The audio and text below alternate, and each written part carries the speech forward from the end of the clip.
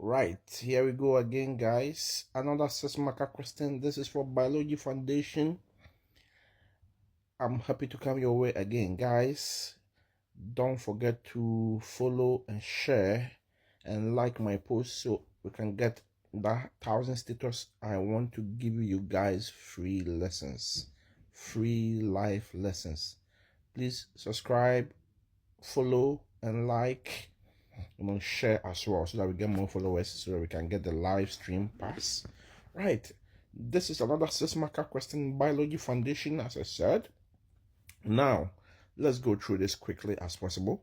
Describe, let me pick my writing pen. Yeah, it says describe. Okay, here we go. It says describe a test for food protein, starch, and then sugar. So we have 3 items to test here. 3 items. Let's start with the easy one. Let's go with the first one, which is protein. So guys, I've already told you, you don't have to bullet point or point, just write just bullets answers here. You are writing and you are describing in paragraphs nicely. That's what we expect. Even though sometimes when you study the marking scheme, the points have been given there in bulletin, you are not to use that. You are describing, creating paragraphs. That's what we expect. So number one, what we are going to say is that for the protein, whatever food you've been given, you are to grind the food so that we get it in the powdered form, and then add. What are we going to add? That's the reagent that you're going to use to test for protein. We test for protein using a burette reagent. Burette reagent, or you can say burette solution is fine. So when you add it, or then yes, you add it, and then you'll be looking at for the color changes. So what color are you expecting? So then observe, tell me that, observe the color change, because it is only the color that's what we're going to base our conclusion on. So observe the color change. And so purple or lilac, purple or lilac color shows the food contains proteins. You are done over here. You are done over here. Now let's change the color and let's go quickly to the second one, which is starch. How are we going to test for starch? Yes, starch is tested using iodine solution or iodine reagent. So what we're going to say here quickly, straight into action, add iodine to the food given. So add iodine to the food given, and then once again observe the color change. You're gonna observe the color change, and then so blue black color will show the presence of starch. That is also done straight and easy for starch. Then let's go to the third food item given, and that was for sugar. So how are you going to test for sugar? Guys, be careful. Sugar and starch, even though they are all carbohydrates, they are not the same.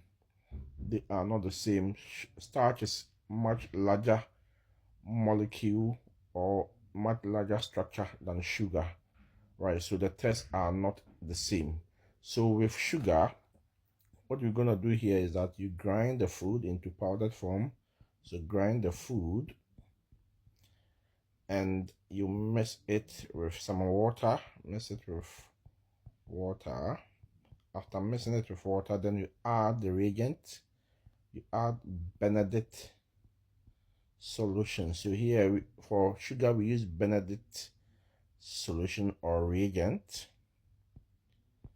And then this time around, it is the only food test that you're gonna heat. So add, mix, and then heat. After adding Benedict solution, you heat it.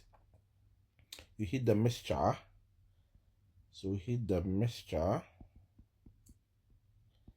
to about 65 degrees. It shouldn't be more than 65 degrees in a water bath. You are doing this in a water bath. I hope guys you know what a water bath means. And then you observe, once again, observe the color change. Observe the color change. So what color should we expect? Here a lot of colors are going to be expected depending on the concentration of the sugar. Guys, take note. Here we got only one color, which was blue black. We got only one color here, which was purple or lilac. But for the sugar, depending on the concentration of the sugar in the food, we're going to get so many colors. So if we're either going to get red, we're going to get red or orange, or we can also get brown color, or we get green, or we get yellow. So let me put an arrow here to show you that high sugar concentration. If the sugar is high sugar concentration, if the sugar is high, we get red. It's a little bit high, we get orange. So that's what it means. The higher the sugar, let me put that arrow there. So this arrow is going along with the colors. So the higher the sugar, the color that we should expect is what? Red color. If it is least, if the sugar is not that much here, let me arrange this properly here for you guys. You can get yellow, and then the last one is green. If there's no sugar, you should be expecting something around green color. If it's a little sugar, you get yellow, somehow higher brown. If the sugar is more, we have more sugar in the food, you are getting red color. Right, that's that. Again, let's see how we're gonna mark this for the full marks. Let's see how are you going to mark this. Saying that grind the food, add red, you get 1 mark for that. Observe the color change, and you are telling me that you're getting lilac, 1 mark. Shows that it contains, draw your conclusion, another 1 mark for that. Add iodine to the food, that's 1 mark for you. Observe the color change, blue black, also shows the presence of that. Very good, so that should give you 2 marks there. Grind the food, mix it with water, gives you 1 mark. Add the reagent Benedict solution is another 1 mark. Heat the mixture is another 1 mark. Observe the color change and what color you expected, that also is about 1 mark for you. So if you write all this, you should be getting more than the 6 marks that you are after. 1 2 3 4 5 6 7 8 9. Yeah, you should get more than that. All right, don't forget to subscribe, don't forget to follow my channel and share. Bye bye, see you.